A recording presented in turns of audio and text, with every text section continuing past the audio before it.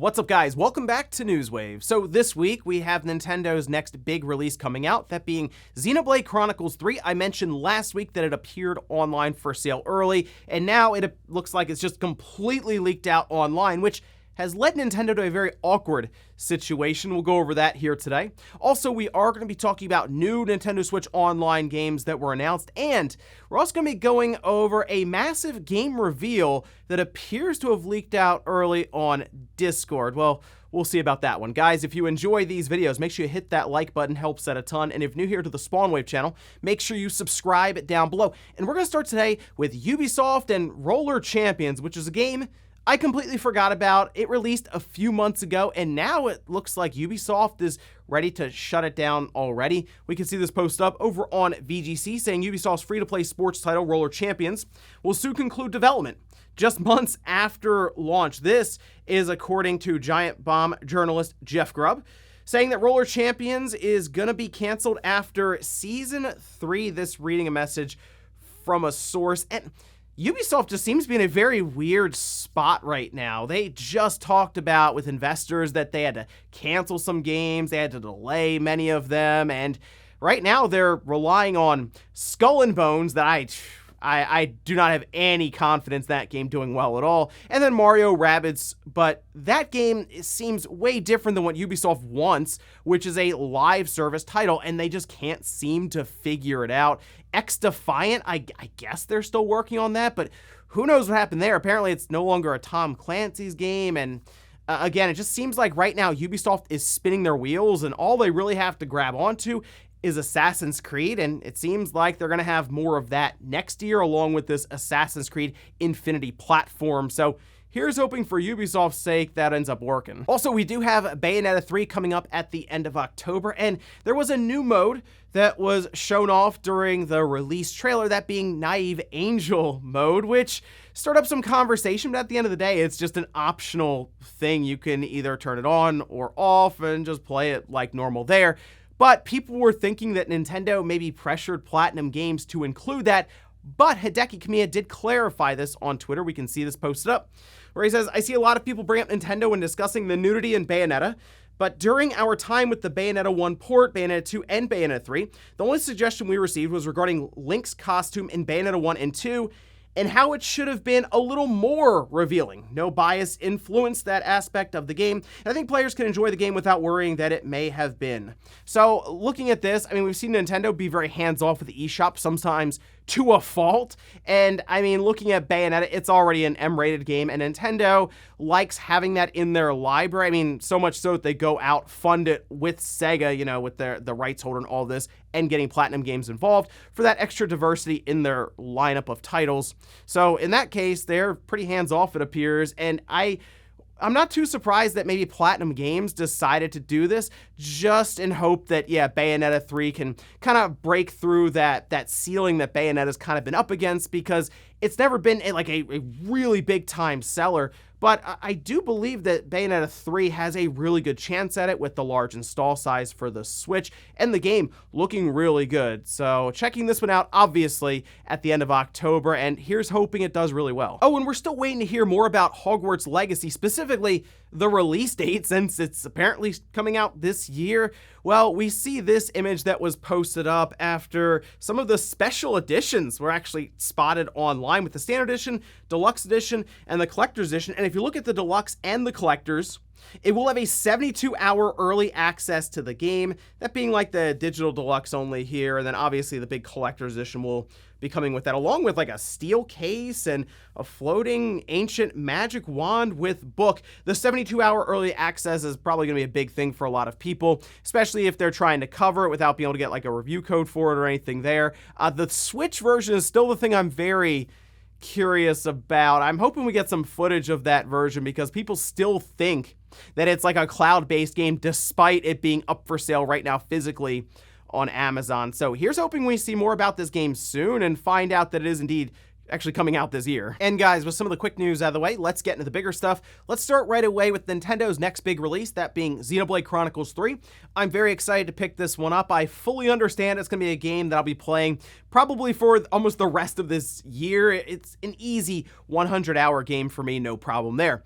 But as I mentioned last week, it appeared that it was going up for sale different places online early, as I just found its way, I guess, out of a warehouse, and we saw 25 of them sell very, very quickly on eBay.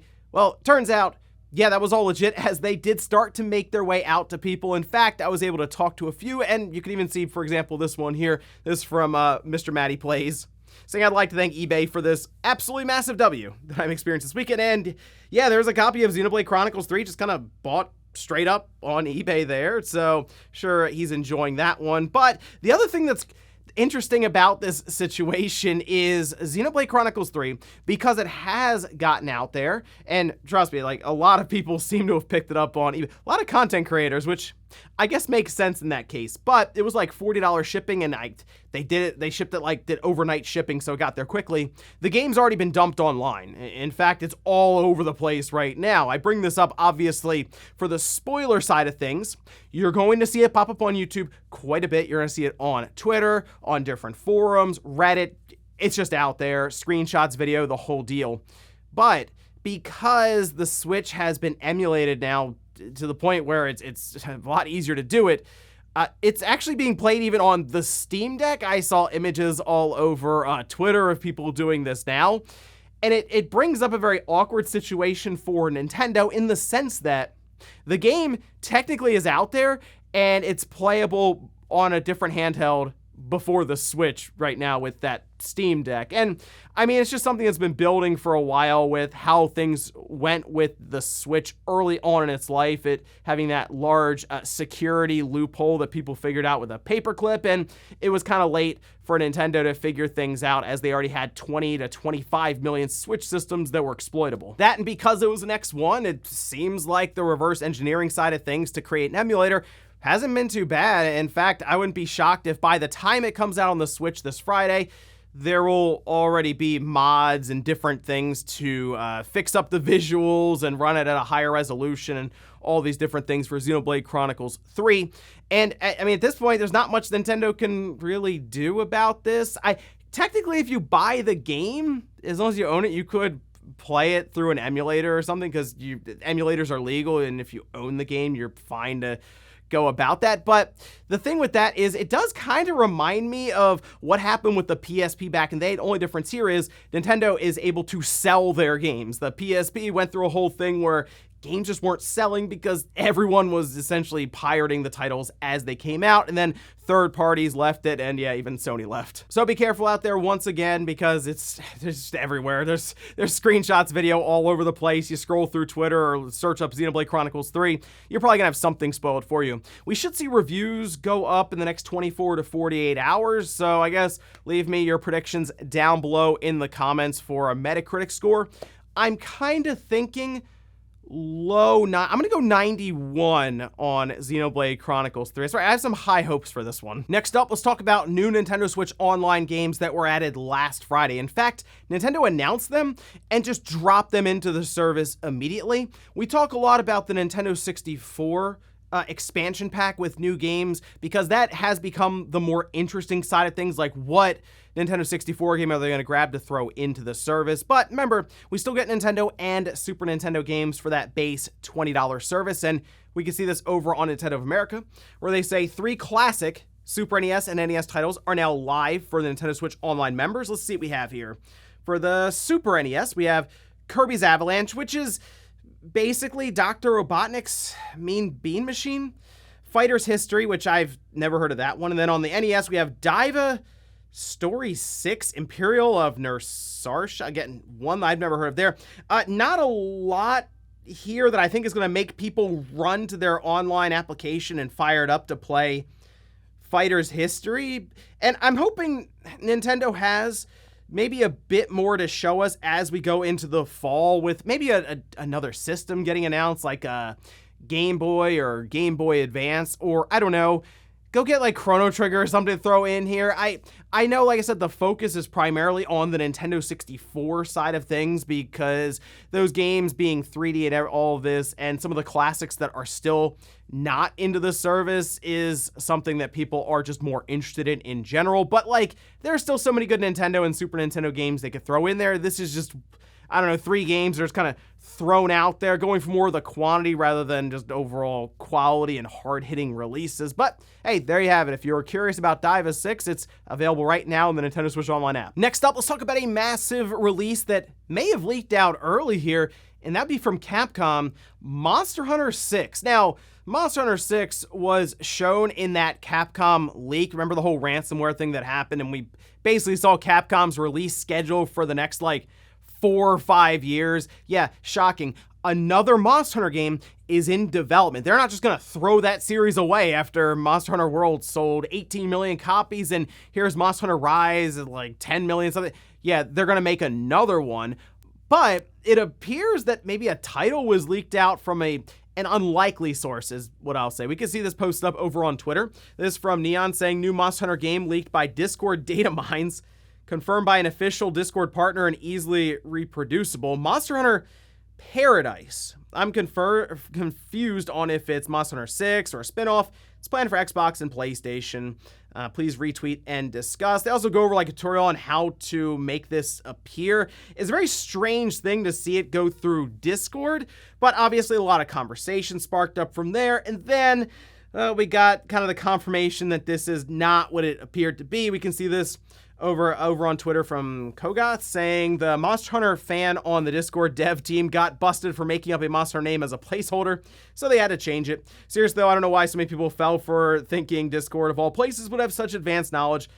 Was a good laugh though. This is the official Capcom USA Creators Program member, all this stuff. So it does look like it was just a placeholder thing that was kind of put together. And Discord was weird because I had a lot of people send me this. I was like, why would Discord have knowledge of the next Monster Hunter game's name? We already know it's in development. Capcom's gonna make another one. It's their most successful franchise. It's Monster Hunter. It's not Resident Evil or anything. This is it right now, right? We see Rise rolling along. We see Monster Hunter World continue to sell. Yeah, whenever this next Monster Hunter game gets announced, it is going to be massive online. The reveal trailer is gonna explode. It'll go viral and people get really excited for it.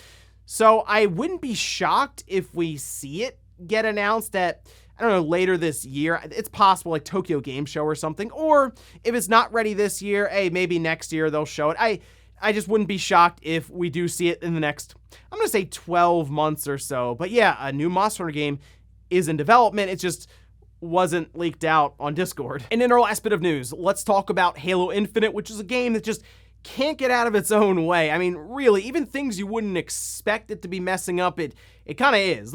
Take a look at this. This was over on Twitter where a person noticed that after just playing one match of Halo Infinite, it used 305 megabytes of data. So Nico went a bit further with it, saying, after further inspection, I found that an average match only uses about 11 megabytes. All right.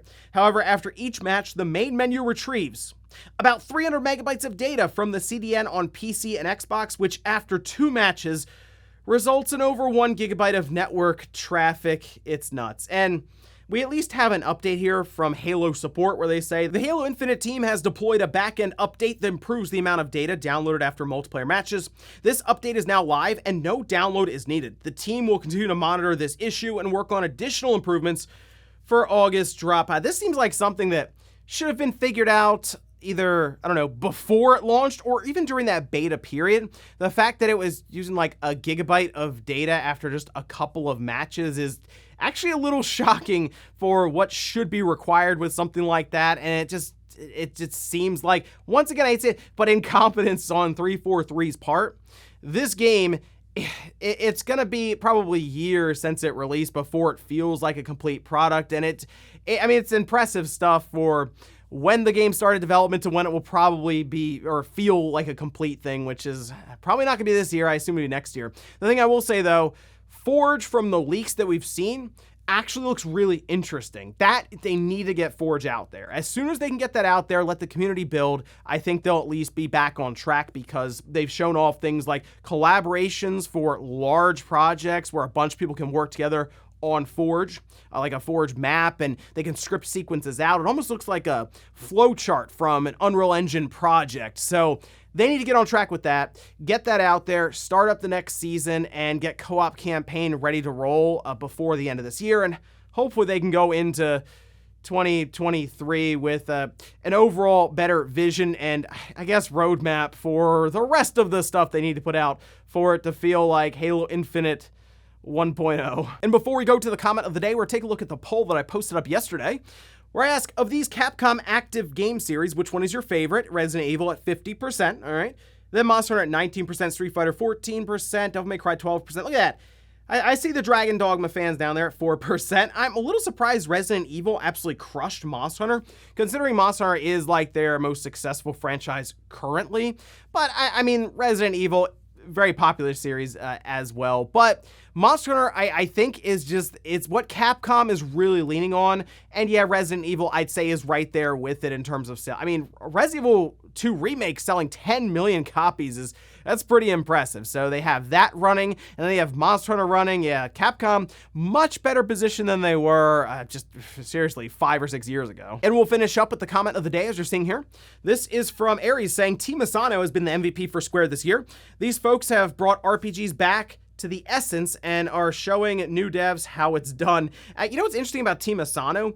If you look at their output over the last 2 or 3 years, I mean, Octopath Traveler, Bravely Default 2, Triangle Strategy, Live Alive, it's impressive stuff. And Live Alive is awesome, by the way. I've been playing it over the weekend, and this is like the best iteration of HD 2D, and I am really sold on this this overall graphical style, especially now that I'm realizing, wait, we're gonna get that remake of Dragon Quest 3. Yeah, it's impressive stuff with how they're able to convey quite a bit of atmosphere and even emotion through, I mean, what's supposed to essentially be a callback to the old days of the 16-bit era. I completely recommend Live Alive. It's certainly an experience you won't get anywhere else. Oh, also, there was a list apparently that Team Asano and Square had put together with the idea of picking a few of them to remake, and Live Alive was on that list. But now I'm thinking, what else could translate into this HD 2D style? I mean, there's a lot of possibilities from that 16-bit era, especially if they want to look towards games that didn't release like worldwide or globally. Like we see Live Alive, that was just always in Japan, but what about something like Terranigma? They could take that, put it into HD 2D and do a big like global release. A lot of possibilities from that 16-bit era that they could pull from. And ladies and gentlemen, that's going to do it here for Newswave. If you enjoyed this video, guys, hit that like button. If not, hit the dislike. Leave comments down below about everything we talked about here. Today was Xenoblade Chronicles 3. Of course, let me know how you're avoiding those spoilers, and do you think it's weird that these Switch games are getting out there early and even playable on the Steam Deck before it releases on the Switch? And then also, Monster Hunter 6, what do you think it's going to be called, and do you think we'll see it in the next 12 months or so? Thanks guys for watching, and I'll see you next time.